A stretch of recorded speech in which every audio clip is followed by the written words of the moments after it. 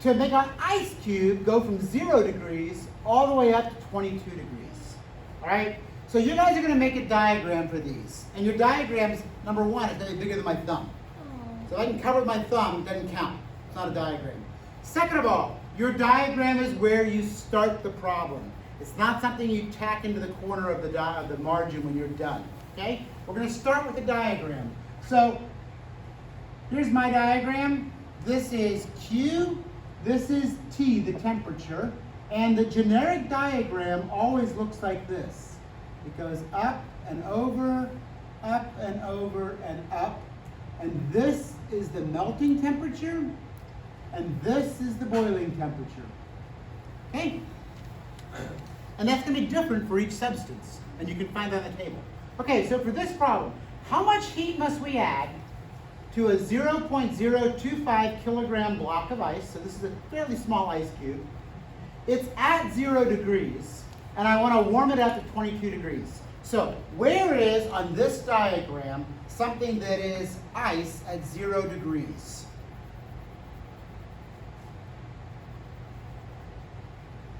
What do you think? Elena? Where is ice at 0 degrees on this diagram? Here? No.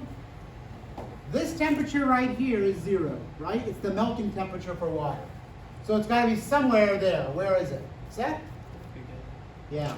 This right here is ice at 0 degrees. If I said we started with water at 0 degrees, we would be starting here. You see that? This is all at 0, this entire section. This is ice, this is water, and if you were there, you would have some mixture. Some of it would be ice and some of it would be water. Okay? So we are starting here. Now, where are we going to end up? Where is 22 degrees on this diagram? Well, if this is 0, and that's 100, 22 is like here, right? So what I want you guys to do is draw the diagram and then clearly indicate what part we're doing. We've got to get from here to there. So we are going to go like this along the diagram, and then we're going to go like this. Okay? That's the two things we got to do. Now, you guys are going to have a variable list, so let's just make one. The mass is 0.025 kilograms. We're good on the units there. The starting temperature initial is 0 degrees Celsius, and the final temperature is at 22 degrees Celsius. Check and make sure we're in degrees Celsius. We're good, right? Don't want to have Fahrenheit. And now, let's figure out what we're going to do. So, to figure out how much energy it takes to get from there to there, what are you doing right here? You're changing phase. So how do you find out how much energy it takes to change phase? It's M times L. So the heat I'm going to need to do this job is going to be M times L. And which L is that going to be? Is that the L of fusion or vaporization? Fusion. So I'll put an F here. And when I look it up in my table, is it going to be positive or negative? Because I'm adding energy to melt the ice, right? So that's the heat it takes to go there. How much heat would it take to warm it up from here to here? Well, we've been doing that forever, right? All those problems we've been solving has involved just a little straight diagonal on a QV graph, right? This is going to be MC delta T. Now let's be a little bit careful. What is delta T? From what temperature to what temperature? Starting at, we're doing this section right here. Where does it start at?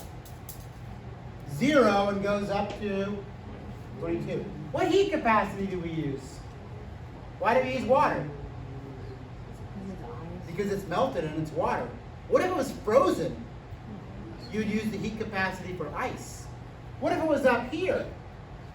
You would use the heat capacity for steam. And they're not the same. They're not even close. The heat capacity for ice is not even half of water. Okay? All right, so that is an algebraic expression of how to find energy. Okay? And then you could plug in all the numbers and you could solve for Q. So our plan is to evaluate this expression. All right? Later on, when you get to some problems farther on, I'll tell you Q, and I'll ask how much water do you need if you know Q. So what would you be solving for? You'd be solving for M.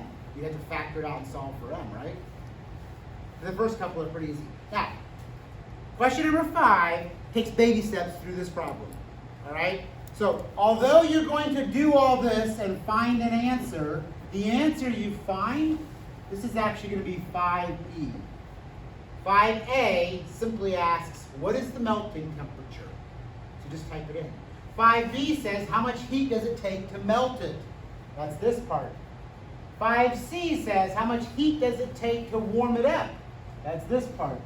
And then finally it says, how much heat does it take altogether? That's this part. So 5 is kind of baby steps through the problem. All right? But you're doing this thing. Okay? All right. So now you can solve the rest of the problems. Start with a diagram. Put it front and center of your solution. I want to see the whole diagram. And then I want to clearly see indicated on it what portion you're solving. Where are you starting and where are you ending? Okay? Does that make sense? If I can cover the diagram with my thumb, it's too small. It doesn't count. All right, off you go.